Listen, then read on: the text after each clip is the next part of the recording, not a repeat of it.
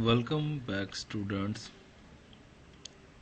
Today we are going to discuss unit number 6 of class plus 1.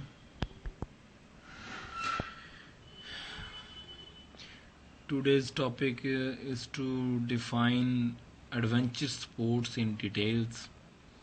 Um, you know very well about the adventure sports like rock climbing, trekking, river rafting, capsizing, re-rafting.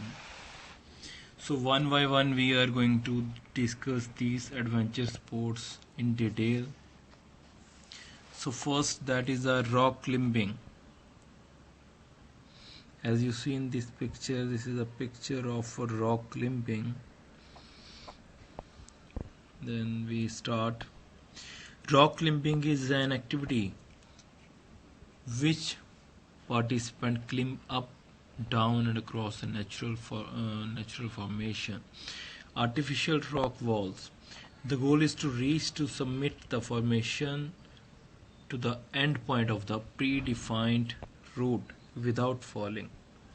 To successfully complete a climb, one must return to the base of the route safely. Due to the length of and extended endurance required, accidents are more likely to be happen on the descent than ascent, especially on the larger multiple pitches. Rock climbing competition have the objectives of either completing the route in the quickest possible time, attaining the farthest point. So this is a rock climbing. In this adventure sports, you have to climb up or down on a rock. So in a smallest time, as quick as possible, attaining the farthest point in the quickest time. So this is a rock climbing.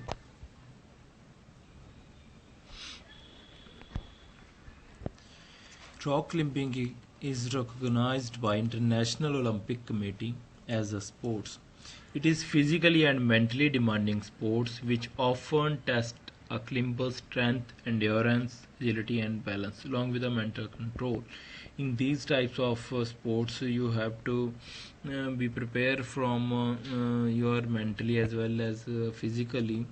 Uh, your muscle power, strength, endurance, agility, balance, everything is needed in these type of sports.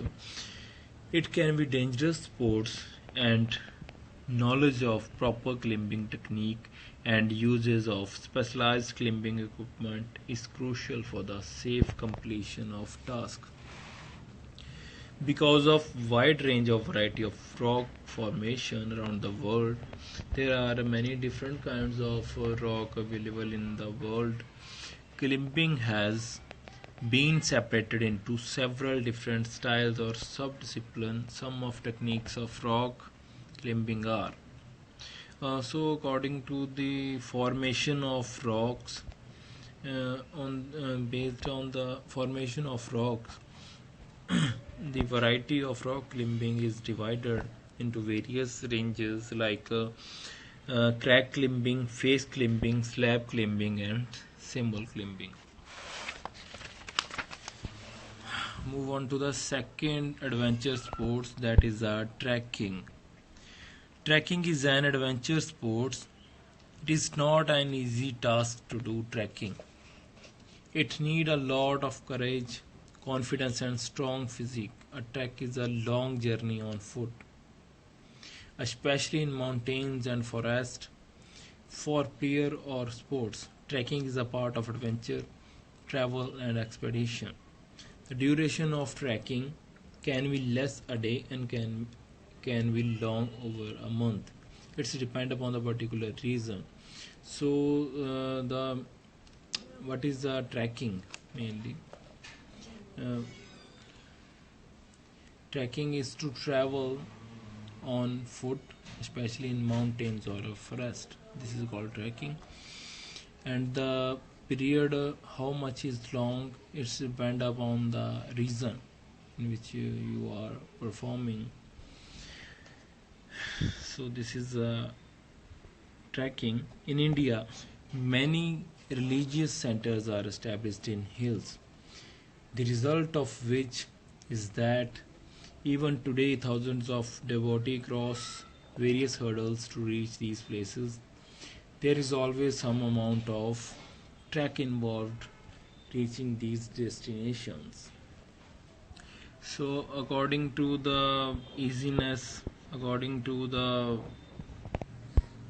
shape of hills, trekking is divided into three types. First is the easy trekking. It is for beginners. There is no difficulty in climbing. There is no climbing on high altitude. Such trek finally provide colorful horizon of whole series of mountain ranges. As you see in this picture, this is a trekking event, adventure sports.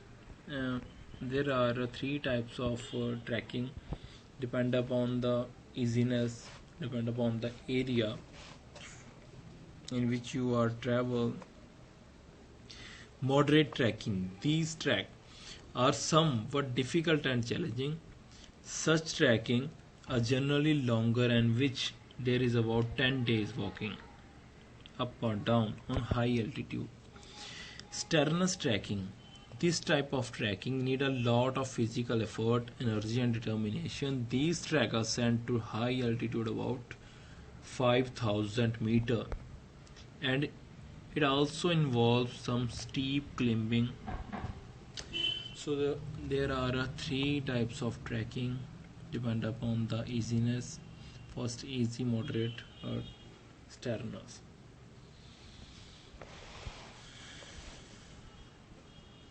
River rafting.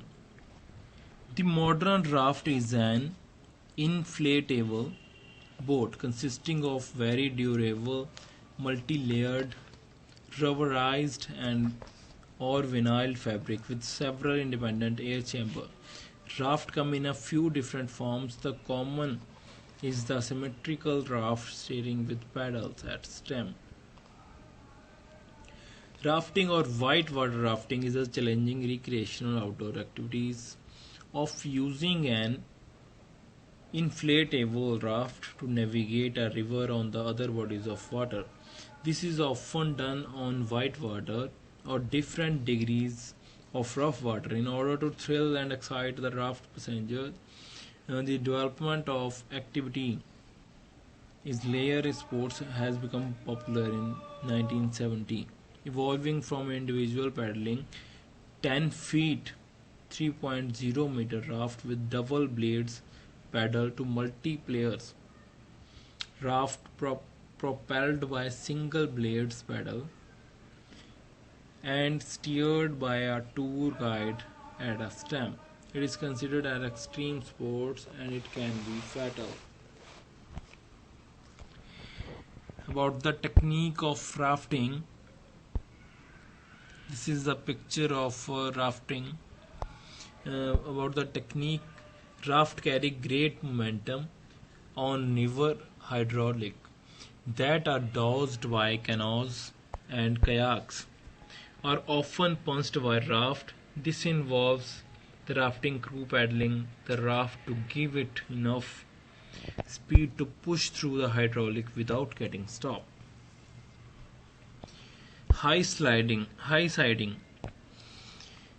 If a raft is caught in a hydraulic, it will often quickly go sideways. In order to stop the raft flipping on the side edges, the rafter can climb on the side of raft further downstream, which will also be the side of the raft highest in the air leading to its name. In the position of rafter, may be able to use the draw stroke to pull the raft out of the head. Move on to the capsizing. These are kind of rafting, another kind of rafting in which there are three types: dump truck, taco, downstream flip.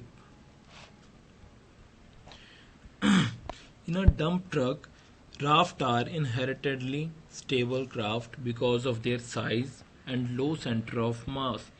Often they will shed gear and passenger before they actually capsize. In the industry, if a raft dump some all its passengers but remains upright, it's said to have dump trucked. Taco. If a raft is soft, underinflated, it may taco or reverse taco. Rafts are said to have tachoed if the middle of the raft buckle and the front of the raft touches the back of the raft. What is the position of tacho? If the raft is soft uh, and the middle of the raft buckle in the front of the raft touches the back of raft, so this position is called tacho. Downstream flip. A raft capsizes after encountering an obstacle like rock features like a hydraulic, even another raft. These objects are usually stationary or possibly surfing on the hydraulic. On this occasion, the raft becomes unstable and usually flip over downstream in the direction of travel. A downstream flip may be exacerbated, exacerbated by the load or a people in the raft.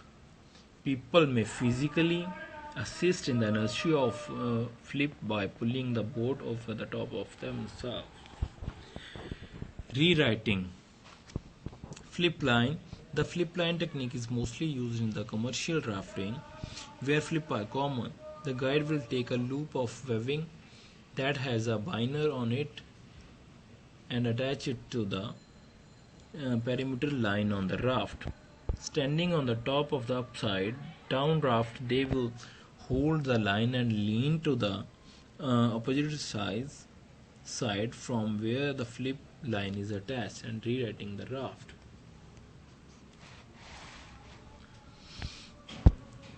Knee flipping. Capsized rafts that are small enough with little or no gear attached can be knee flipped. This involves the rafter holding and webbing on the underside of the raft and pushing their knees into the outer tube and then lifting their body out of the water, leaning back to overturn the raft.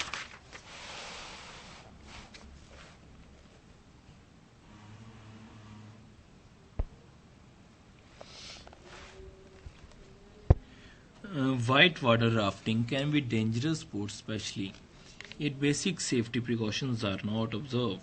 Depending on the area, safety regulations covering raft operator may exist in legislation. These ranges of certification, outfitters, raft and the raft leader to more stringent regulations about equipment and procedures. It is generally advisable to discuss safety measures with rafting operator before signing on for a tip. Move on to the next adventure sports, that is mountaineering. As you see in this picture, this is a picture of mountaineering.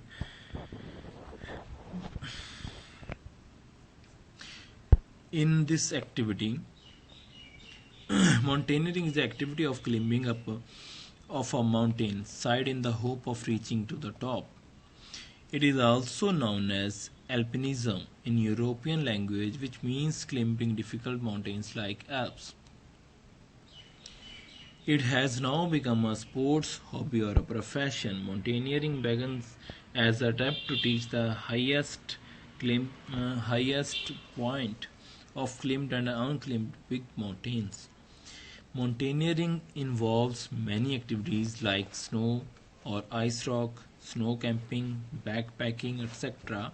Mountaineering requires a lot of experiences, athletic ability, high altitude training, technical knowledge of maintain safety. It also requires special tools and equipments like snowshoes, snow cutter, ice axe, nails, climbing rope, clipper, bolt, pint, safety belt, climbing helmet, snow gloves, packed food, etc. are needed to perform mountaineering. What is the technique of mountaineering? There are three types of techniques on a slow glacier or ice climbing. So, firstly, that is the snow. Compacted snow condition allow mountaineers to progress on foot. Frequently, crampons are required to travel efficiently over snow and ice.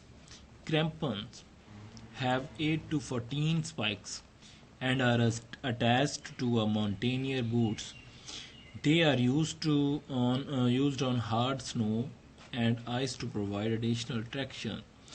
Using various techniques from alpine skiing and mountaineering to ascend or descend a mountain is two form of the sports by itself called ski mountaineering. Ascending or descending a snow slope safely requires the use of an ice axe and many different footwork techniques.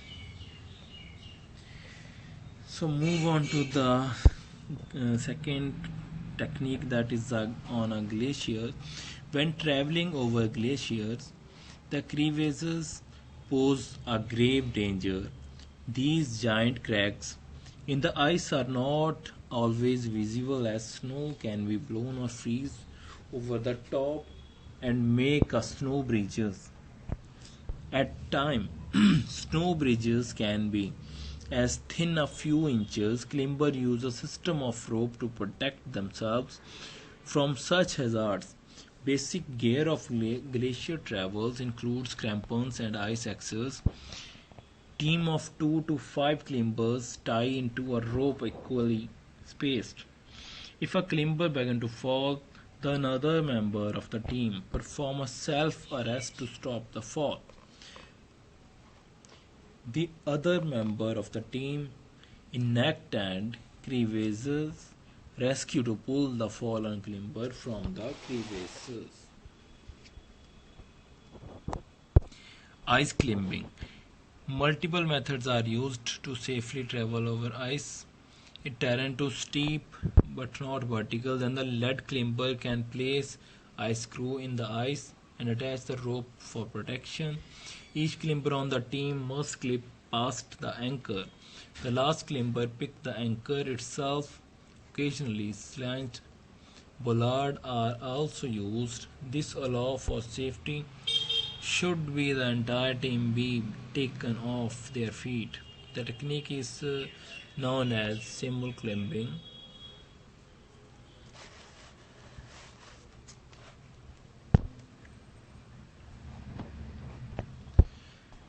Move on to the next, that is the surfing. Surfing is a surface water sports in which the wave rider refers to as a surfer rides on the forward or deep face of the moving wave, which is usually carrying the surfer towards the shore. The term surfing refers to the act of riding a wave. So this is the position of surfing. Move on to the next, that is the paragliding. Paragliding is a recreational and competitive adventure sports of flying paragliders, lightweight, free flying, food launched glider aircraft with no rigid primary structure. Surfing paragliding is a surface water sports. Paragliding surfers harnesses the power of the wind with a large controllable power. Paragliders to be propelled across the water on the kiteboard or smile surfboard without foot straps on winding. The term of surfing paragliding are interchangeable. Surfing, hitting the big air, and even bigger trick that feature in the world of freestyle surfing paragliding. Surfing paragliding requires a location with wave breaks, while kiteboarding can happen anywhere with water. That being said, nobody is going to shoot you down if you say paraglider surfing when you mean surfboarding or vice versa.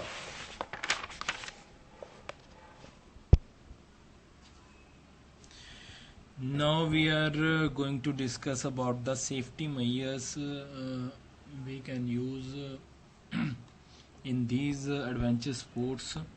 How we can prevent from the injuries? What kind of safety measures we have to use?